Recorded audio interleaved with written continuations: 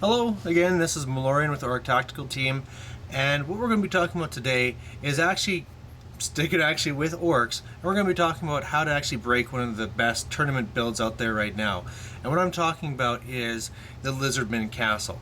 And so what this list is based around, if you have been fortunate enough not to face this thing yet, is that really all there usually is out there is a big unit of Saurus, a big unit of Temple Guard with the Slan inside, and then there'll be salamanders and stuff running around. Sometimes there's a stegodon in there, and of course there's chameleon skinks, but really just a lot of points are going into this Slan, Temple Guard, and Saurus, and it's huge point denial right there. And the last thing is, of course, he has Laurel Life, and so he's buffing things up so that when you're going to go fight these guys, all of a sudden you got toughness 7, or what is it? It would be toughness 8 Saurus rather, and then they have regen and all these stupid things. So it's really daunting. And of course, if you run in there with a unit, you're just going to get crushed. You get run down unless you're steadfast. But the main thing is that these things just beat you in combat over and over again, and the whole time while you're trying to deal with that, you got the salamanders blasting and everything like this. So we're going to be looking at this specifically for dwarves and for orcs, and how you try and take this on. Now, there's two ways, and the first thing you're going to have to do is try and decide what type of a player is this lizardman player. Are they aggressive or are they defensive? Because with this type of list, you don't actually have a lot of units. They just have the 2 main blocks usually, and then all the other stuff is little small things. So what they'll do is, because or some of them, because they're worried about being outflanked and swarmed, is they'll actually kind of stay back and go to a corner and be very defensive and just kind of like run around with their skirmishers while they kind of hold this wall. If you see one of those players, that's actually great, because what you can do there is just kind of move up maybe some units to go and try and scare it, make him think that you're coming, so he's going to be nice and defensive. And while that's in place, go after all the other things. Salamanders are 75 points each. Chameleons rack up pretty quick too, so if you can go in and try and kill those units, declare a war, charge it, whatever it is, kill those, and then just avoid that combat. Why deal with these super toughness 8 Temple Guard when you don't have to? You can just defeat these other things, and there, I got 100 more victory points than you, I win. And they might flee and stuff, but when they're away from the Slan, they're only leadership 6. They might be a cold-blooded 6, but hey, that's not the greatest, and he has a good chance he'll go off the board. A little bit on formation, if you are doing that, is you want to make sure that you're going wide so that he has a hard time trying to sneak around you. And you might have to really do a lot of work on trying to corral things, but you got 6 turns to do it while you're just keeping that main one of his blocked. And that's the thing about Laurel Life, is that it does have some spells that are going to hurt you, but in general, if you just try and stop their big one, then you should be able to go and kill most of their other stuff. And of course, keep your magic up high. You're going to want that spirit totem, you're going to want to have that staff of sneaky stealing, you're going to want to have that dispel scroll, and just hope that you have the best. Just hope he doesn't get irresistible force is the main thing. Keep your wizards back, because he'll probably have cupped hands, and so if he is within, he's just going to be blasting you and passing it on. So try and keep him back out of line of sight if you can, which sometimes is hard because you have a big floating frog, but just try and do that. And so that's the main thing there. If you are against a defensive lizardman player, go after all the support stuff. Chameleons might be coming from your back, so make sure you have a unit that's going back and facing them, and they're scouting, but just make sure that that they're going to be around behind your line, so deploy knowing that. So there's the defensive. The other type of build is going to be the offensive.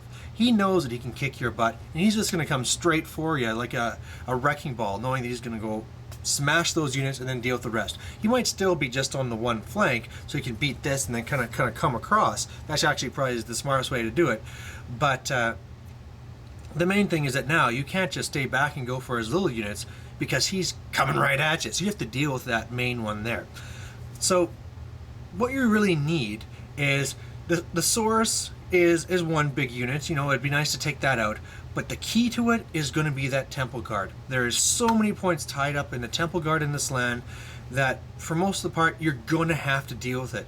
So what you want, first of all, we've already decided that we only want to kind of deal with one of these units to smash it and take it out, because it's going to take a lot.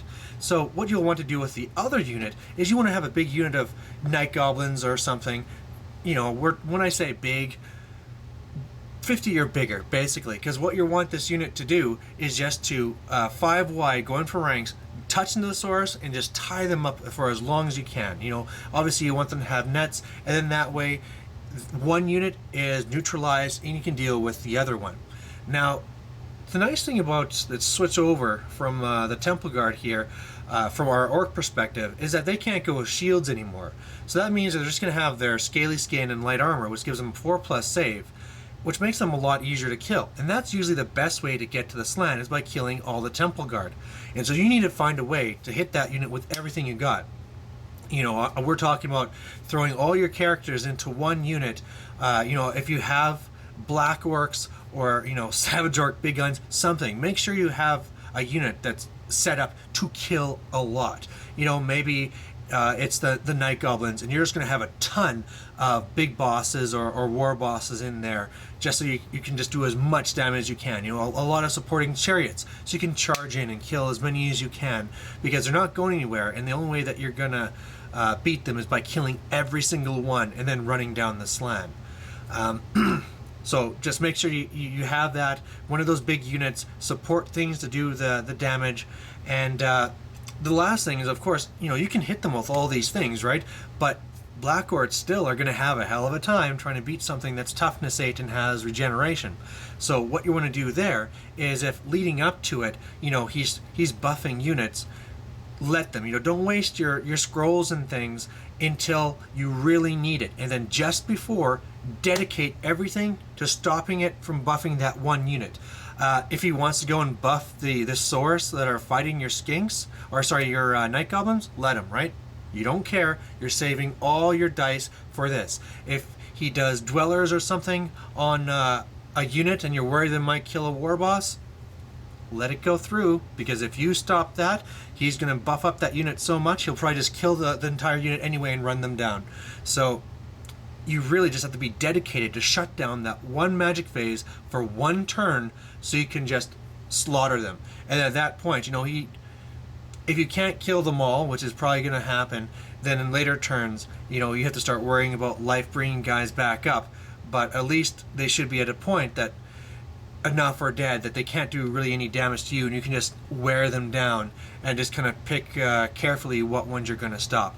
And up until that point, the only main one you want to stop is that Throne of Vines, because that's the big one where, you know, it makes it so it's +4 toughness rather than +2. It has that nice thing where he's ignoring miscasts, so maybe just trying to stop that one so that the buffs even aren't as bad if they happen. And of course, while you're going after this, you still have all these support units running around, right? The ones that we were targeting before. Well, now we're actually going to be almost ignoring those, because yes, the salamanders hurt, but they can't breathe fire into you once you're in combat. So the main thing will be just to get into combat so that they can't do anything. You know, what are they going to shoot at? Are they going to throw their skinks into combat against your orcs and black orcs? I don't think so. They'll just be throwing away points. They'll almost be useless. So that'll be the nice thing there.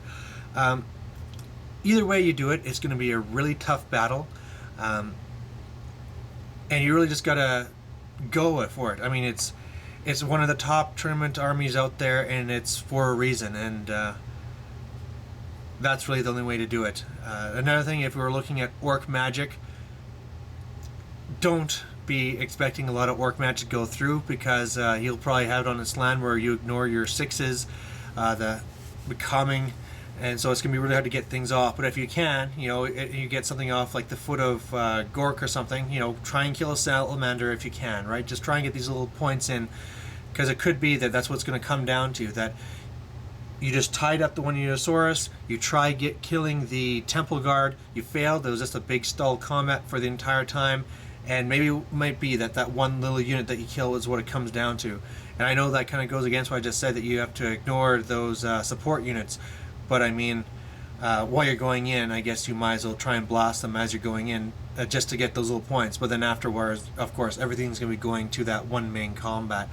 So, That's it for this one. I'm going to try and do more videos on these and some of the best 8th edition builds and how orcs should deal with them. And then, of course, in March when we get our new book, I'll probably have to do it all again. So see you then. Bye.